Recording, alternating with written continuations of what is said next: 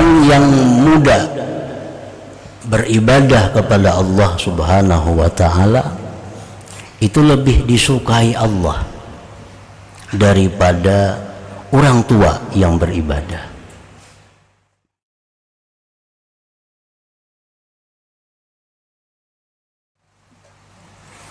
Bismillahirrahmanirrahim.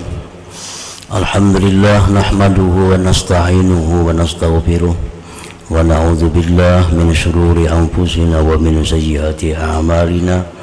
May yahdihillahu fala mudilla lahu wa may yudlil fala hadiya lahu. Asyhadu an la ilaha illallah wahdahu la syarika lahu wa asyhadu anna sayyidana Muhammadan abduhu wa rasuluhu wa la nabiyya ba'dah. Allahumma salli wa sallim wa barik ala sayyidina maulana Muhammad wa ala alihi wa sahbihi wa zurriyyatihi wa mawalah, amma ba'du. Yang kita hormati dan kita cintai para habaib dan para alim ulama, para muhibbin, hadirin hadirat rahimakumullah. Pertama-tama kita memanjatkan puji syukur yang setinggi-tingginya kehadirat Allah Subhanahu wa ta'ala, yang mana dengan berkat hidayah, taufik dan inayah yang diberikan kepada kita sehingga kita dapat berkumpul pada malam ini di majelis yang penuh berkah dan rahmat ini. Salawat dan salam kita haturkan keharibaan junjungan kita Nabi besar Muhammad sallallahu alaihi wasallam dan kepada seluruh keluarga, para sahabat, zurriyat dan pengikut beliau. Para muhibbin rahimakumullah, wal hakim wa sahahahu igtanim khamsan qabla khams syababaka qabla haramik wa sihhataka qabla saqamik wa ginaka qabla faqrik wa faragaka qabla syughlik wa hayataka qabla mautik. Riwayat Imam Hakim dan beliau sahihkan hadisnya. Rasulullah sallallahu alaihi wasallam bersabda, "Igtanim khamsan qabla khams." Dapatkan 5 perkara sebelum datangnya 5 perkara.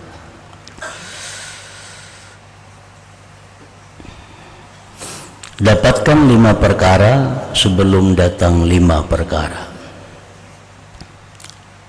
Yang pertama, syababaka qabla haramik. Muda engkau sebelum tua engkau. Artinya, gunakanlah kesempatan di waktu muda untuk memperbanyak ibadah kepada Allah Subhanahu wa ta'ala.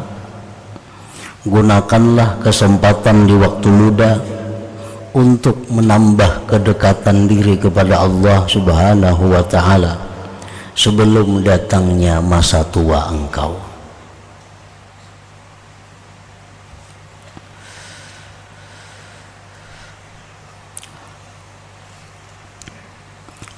Para ulama ada beberapa pendapat yang mengatakan tentang maksud muda itu.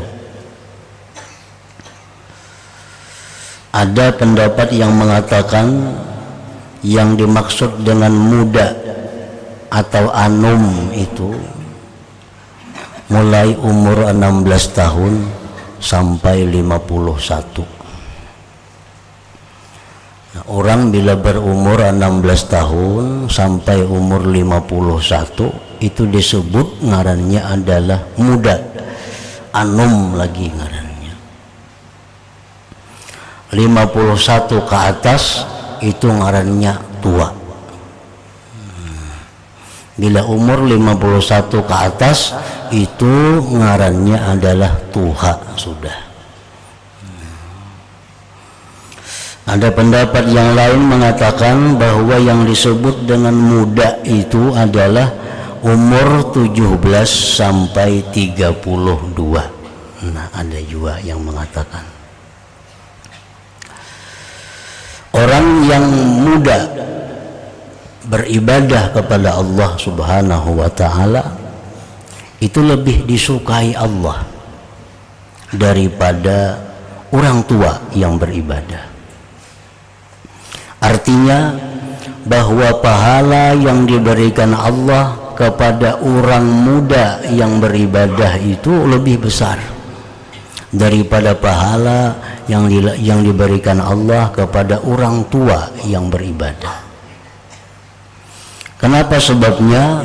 Karena beribadah di waktu muda itu adalah tidak mudah.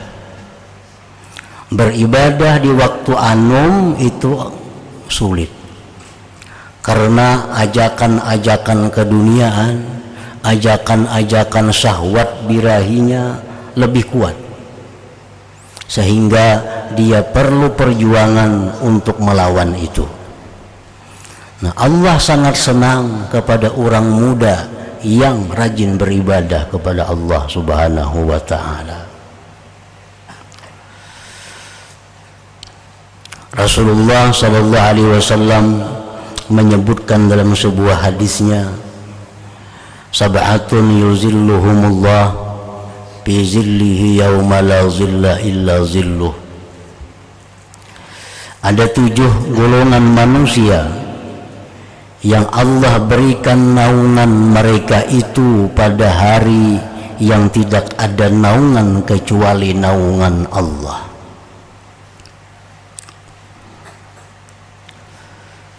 Di padang mahsyar, di hari kiamat. Nah, pada hari itu tidak ada naungan selain naungan Allah. Nah, siapa-siapa yang Allah beri naungan pada hari itu? Ada 7 kelompok manusia. Yang pertama disebutkan oleh Rasulullah sallallahu alaihi wasallam, imamun adilun, imam yang adil. Imam artinya sultanun adilun, raja yang adil. Raja yang adil, penguasa yang adil. Nah, penguasa itu kalau di zaman dahulu hanya 1 orang yang berkuasa. Jadi sekaligus segala macam kebijaksanaan, segala macam keputusan di tangan 1 orang. Nah, itu kalau sistem kerajaan-kerajaan yang dahulu. Nah, berbeda dengan sistem sekarang ini. Sekarang ini sultan itu banyak, yang berkuasa itu banyak, sesuai dengan tugasnya masing-masing. Nah, setidak-tidaknya di negeri kita ini ada 3 penguasa. Ada yang disebut dengan penguasa legislatif, itu DPR, termasuk DPRD. Nah, itu penguasa. Ada yang disebut dengan penguasa eksekutif, mulai presiden dan pembantunya, gubernur dan pembantunya, bupati dan pembantunya. Itu penguasa juga, tapi di bidang eksekutif, pelaksana. Ada penguasa di bidang hukum, di bidang yudikatif. Nah, itu kepolisian, kejaksaan, kehakiman. Ketiga-tiganya ini adalah bisa disebut sultan, penguasa, karena mereka berkuasa dalam bidangnya masing-masing. Nah, mereka itu apabila bersifat adil, nah mereka dapat naungan Allah pada hari panas yang tidak terhingga panasnya, yang tidak ada naungan selain naungan Allah Subhanahu wa ta'ala. Nah, bagaimana disebut adil? Apa pengertian adil di dalam agama? Arti adil itu adalah mempunyai 3 sifat. Apabila penguasa itu mempunyai 3 sifat, baik penguasa bubuhan DPRD, baik penguasa di bidang presiden, gubernur, bupati dan seumpamanya dan lain-lainnya, bila mempunyai 3 sifat ini, maka itu namanya penguasa yang adil. Pertama, dia mempunyai sifat hikmah, kebijaksanaan. Arti kebijaksanaan itu adalah menempatkan sesuatu pada tempatnya dan mendahulukan yang penting daripada yang tidak begitu penting. Nah, itu hikmah. Satu itu. Jadi penguasa itu kalau ingin adil mesti bersifat hikmah, mesti bersifat kebijaksanaan. Mana tempatnya ini ditempatkan di situ.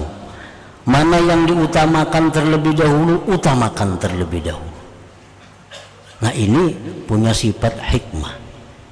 Umpamanya di pemerintahan kita ini ada duit. Duit ini duit rakyat, duit negara. Ada misalnya 1 miliar rupiah. Nah, keperluan macam-macam. Ini bisa diperlukan untuk memperbaiki kantor bupati, bisa diperlukan untuk mencat rumah ketua DPR, bisa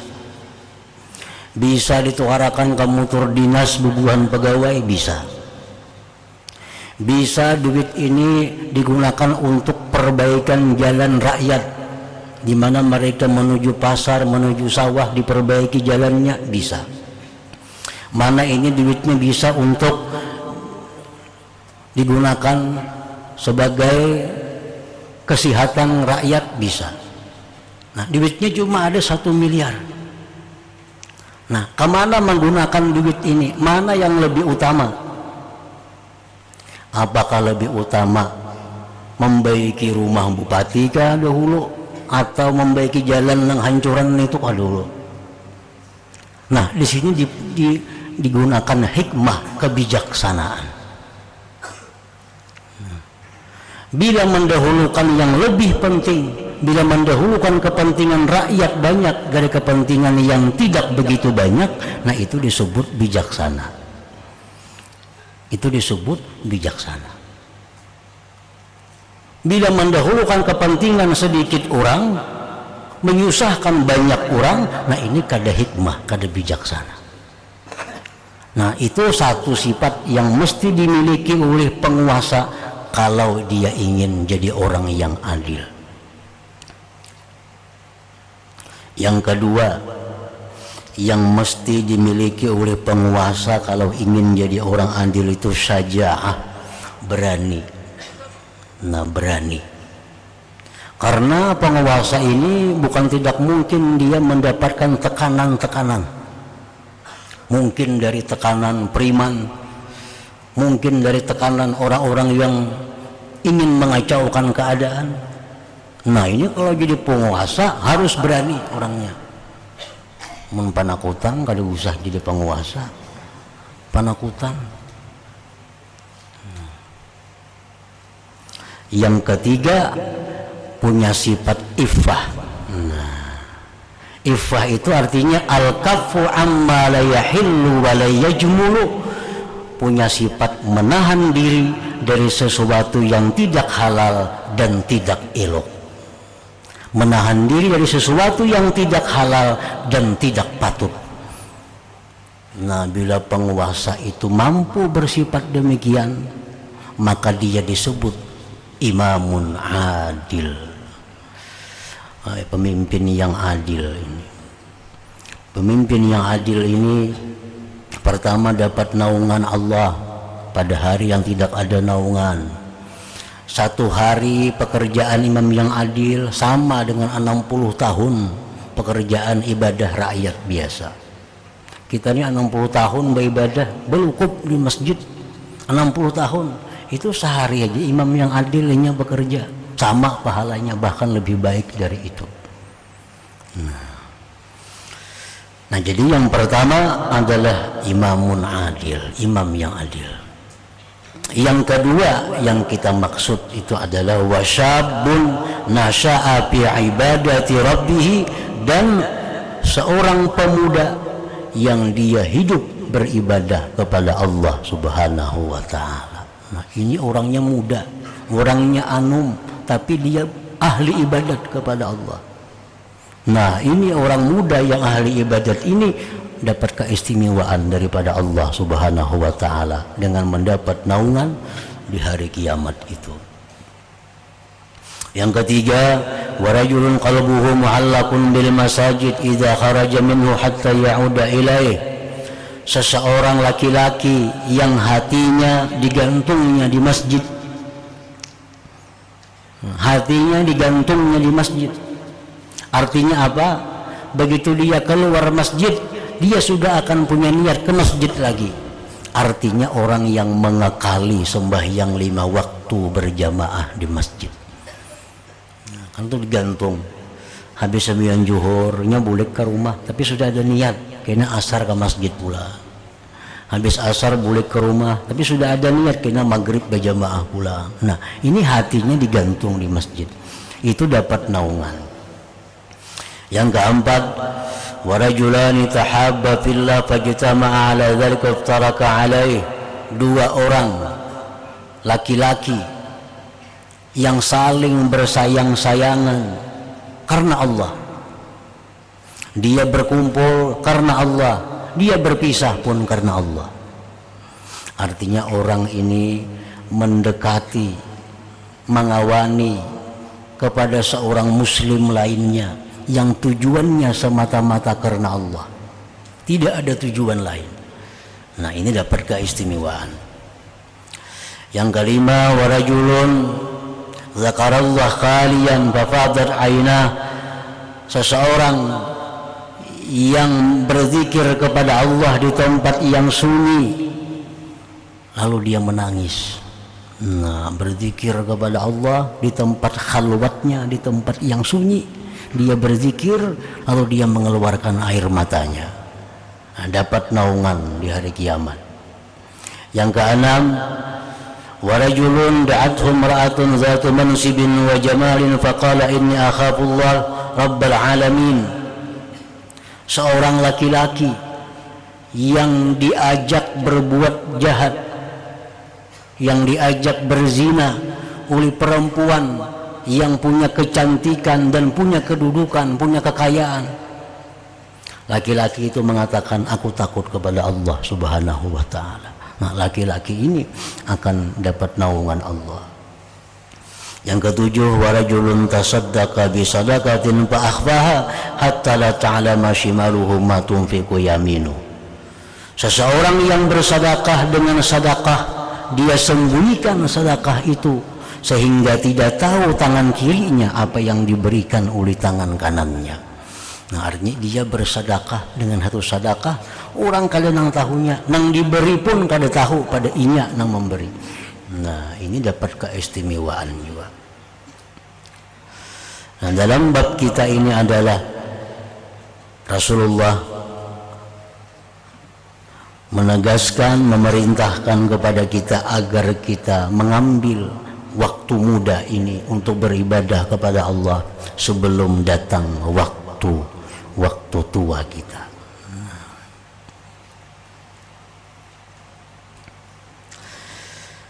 Wasihhataka qabla saqamik, dan ujar Nabi, ambillah pada sihat engkau sebelum sakit engkau. Nah, waktu sihat inilah beribadah kepada Allah sebelum datang sakit. Kalau sudah sakit kada kawalan apa lagi. Kalau sudah sakit kada kawan apa lagi. Dan niatnya pun kada jalan lagi. Orang ini waktu sihat memang kada pak ibadah. Sakit. Makinnya kada kawal lagi. Sihat saja kada beribadah, apalagi sakit. Sakit. Lalunya dalam hatinya nih, makanya aku sihat, aku beribadah. halus tayanya banahnya berpuluh-puluh tahun lalu sihat kalau ada pina bertahajud. Nah, jadi niatnya itu kalau jalan lagi. Coba kalau kita waktu sihat tahajud namanya. Waktu garing maka kalau tahajud dan jaka sihat aku tahajud ditulis Allah. Allah sudah membuktikan waktu sihatnya tahajud kepada Allah. Nah, wasihhataka qabla sukmik. Dan ibadah-ibadah yang kita kerjakan pada waktu sihat itu lebih mahal harganya, pahalanya daripada ibadah yang kita kerjakan pada waktu sakit. Contohnya, ujar Nabi kita, afdalus sadaqah anta tasaddaqa wa anta sahih. Paling afdal sedekah itu sedekah yang kau berikan pada waktu engkau sehat. Nah, itu yang paling afdal sedekah yang diberikan pada waktu sehat. Kalau orang garing bersedekah itu biasa aja. Satunya parak mati sudah merasa. Yang keduanya bisa juga berharap dengan sedekah ini mudahan sehat. Nah, ini orang sehat ahli sedekah. Yang ketiga, wa ghinaka qabla fakrik, dan ambillah pada waktu kaya engkau sebelum fakir engkau. Nah, waktu kaya itu kesempatan untuk menyumbangkan harta di jalan Allah. Karena andai kata dia miskin di belakang hari, dia bisa berniat, "Ndak aku kaya bahari, Pak kusurangan membangunnya masjid itu." Nah, bahari bujurnya membangun masjid sorangan aja, bangun masjid sorangan, maulah ini maulah itu, habis itu kada berharta lagi. Nah, lalu cita-citanya jalan ya kayak bahari kada riput kada sebuahan kulahkan masjid, ditulis Tuhan pahala karena Tuhan sudah membuktikan lagi dahulunya sugih memang demikian. Nah, kalau sugih kikir miskin berniat kada ada harganya di sisi Allah. Hanya aku sugih, aku nyumbangnya bahari sugih. Nah, apa yang disumbang ada? Nah, wa faragaka qabla syughlik, dan ambillah pada waktu lapang engkau sebelum sibuk engkau. Nah, waktu lapang beribadah kepada Allah. Kalau sudah sibuk, kada kau lagi beribadah. Maksud sibuk itu bukan kesibukan duniawi. Tapi manusia itu disebut sibuk. Manusia itu disebut sibuk kalau dia sudah bertemu dengan malaikat maut. Nah, itu manusia benar-benar sibuk. Kalau kesibukan kita biasa hari-hari itu kada seberapa sibuk. Sibuk yang sebenarnya manusia itu pada waktu dia melihat datang malaikat maut. Nah, di situ sibuk. Nah, saat itu kita kada bisa apa-apa lagi. Nah, waktu lapang ini, waktu belum melihat malaikat maut ini, hendak beribadah kepada Allah, hendak bertobat. Kalau sudah melihat malaikat maut, kita disibukkan dengan itu, kada kawa apa-apa lagi. Nah, yang kelima, wa hayataka qabla mautik, dan gunakanlah pada waktu hidup engkau sebelum matinya engkau. Jadi beribadah, bersedekah contohnya waktu sihat itu lebih afdal daripada waktu sakit. Beribadah pada waktu sakit lebih afdal daripada beribadah imbah mati, daripada bersedekah imbah mati. Kan ada orang bersedekah imbah mati, kayaknya nak lain ngatakan bila abah mati gina beriakan duit sekian, tapi imbah mati ngarannya. Nah, ini sedikit benar pahalanya lagi. Sudah mati hanya wani bersedekah. Jadi sedekah itu paling gana pahala waktu sihat. Waktu sakit sudah berkurang. Waktu mati maginnya lagi. Nah, wa hayataka qabla mautik. Wa Tirmidzi wa qala hasanun gharib yaqulu Allah azza wa jalla akhriju minan nar man zakarani yawman aw khafani fi maqam. Riwayat Imam Tirmidzi, Rasulullah SAW bersabda, Allah Subhanahu wa Ta'ala berfirman pada hari kiamat kepada para malaikat, wahai malaikat, keluarkan dari dalam neraka orang yang pernah satu hari menyebut namaku. Keluarkan dari neraka orang yang satu hari pernah takut kepadaku. Kita hari ini takut lawan Allah. Nah, itu ada gunanya. Kita hari ini berzikir kepada Allah, itu ada gunanya. Andai kata kita memang dimasukkan dalam neraka, nah satu saat itu menjadi sebab keluarnya kita dari neraka. Sehingga di neraka itu kada ada lagi orang yang pernah berzikir kepada Allah, kada ada lagi orang yang takut kepada Allah. Nah, jadi Allah menyuruh malaikat, pilihi dalam neraka mana orang yang sehari berzikir, angkat bawa ke surga. Mana orang yang pernah takut lawan aku, bawa masuk ke surga. Nah, ini orang-orang yang dosanya lebih banyak dari kebaikannya. Nah, dosanya lebih banyak dari kebaikan, dimasukkan dalam neraka. Tapi kebaikannya ada juga orang ini. Nah, tergantung berapa lamanya dalam neraka, tergantung berapa banyak kebaikan yang ada pada dirinya. Bila kebaikannya banyak, cepat keluar daripada neraka. Wa Ibn Hibban fi sahihi qala Allah azza wa jalla wa izzati la ajma'u ala 'abdi khawfain wa la amnayn idza khafani fid dunya amantuhu fil qiyamah wa idza aminani fid dunya akhadtuhu fil qiyamah. Rasulullah SAW bersabda, berfirman Allah azza wa jalla, demi kemuliaanku tidak aku himpunkan atas hambaku itu dua ketakutan dan dua keamanan. Barang siapa takut kepadaku di dalam dunia, niscaya aku amankan dia pada hari kiamat. Dan barang siapa yang merasa aman akan aku di dalam dunia, dia akan ketakutan pada hari kiamat. Orang nang dalam dunia nih semasa hidup nih merasa aman, merasa matinya ke surga, ini orang akan ketakutan pada hari kiamat. Orang yang dalam dunia itu merasa bahwa dirinya ini bisa masuk neraka. Orang yang merasa dalam dunia ini bahwa dirinya ini bakal kada aman di akhirat. Nah, orang seperti ini dia akan dapat keamanan pada hari kiamat. Abu Darda, sahabat Rasulullah sallallahu alaihi wasallam, beliau bersumpah, yahlifu billah inna man amana salba inda mautih suliba inda mautih.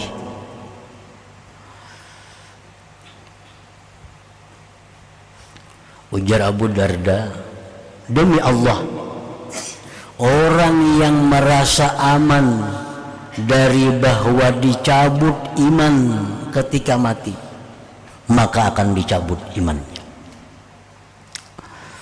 Orang yang merasa aman daripada dicabut iman ketika mati, demi Allah dia akan dicabut imannya ketika mati. Nah, kita ini merasa mati baik, nah, kita ini merasa akan mati nyaman, kita ini merasa akan mati membawa iman, dijamin itu mati kada membawa iman. Nah, tapi bila mana kita ini takutan, bila kita ini was-was, maka apa juga kah aku ini mati membawa iman juga kah kada kah? Selalu was-was dalam hati, selalu ketakutan dalam hati, aku ini mati bawa iman kah kada kah kayak apa? Nah, bila orang seperti demikian, dia akan membawa iman matinya itu.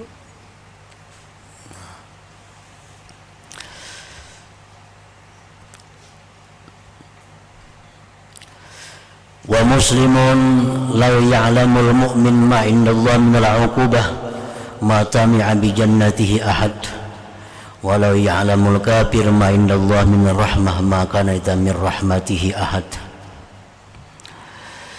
Rasulullah SAW bersabda, jikalau mengetahui seorang mukmin sesuatu di sisi Allah daripada siksaannya, niscaya tidak ada yang bisa berharap masuk surga seseorang jua pun. Nah, kalau kita mengetahui bagaimana proses di hari kiamat, kita akan dihitung umur, dihitung nikmat yang diterima, dihitung taat kita, dihitung dosa kita. Nah, kalau kita mengetahui seperti itu, rasanya kita rasa kada ada harapan masuk surga itu. Rasa kada ada harapan masuk surga. Umur banyak nang tabuang, harta banyak nang tabuang dalam hal nang kada karuan. Nah, kalau kita mengetahui bagaimana proses Allah kena menghitung berapa umur, berapa harta, berapa nikmat yang diberi, berapa taat yang kita persembahkan kepada Allah, berapa dosa yang diperbuat. Nah, kalau diteliti, masa kalau ada harapan dah masuk surga. Nah, dan jikalau mengetahui orang kafir rahmat Allah, niscaya tidak ada yang putus asa daripada rahmat Allah itu seseorang. Nah, kalau kita mengetahui bagaimana luasnya rahmat Allah itu, Rasulullah mengatakan Allah itu sayang kepada kita, lebih sayang daripada ibu kepada anaknya.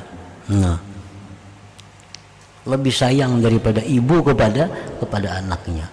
Kalau kita memandang rahmat-rahmat Allah ini, tidak akan putus asa seseorang jiwa pun daripada rahmat Allah subhanahu wa ta'ala. Minaz zawajir lil Imam Syihabuddin Ahmad bin Hajar al-Haytami rahimahumallahu ta'ala.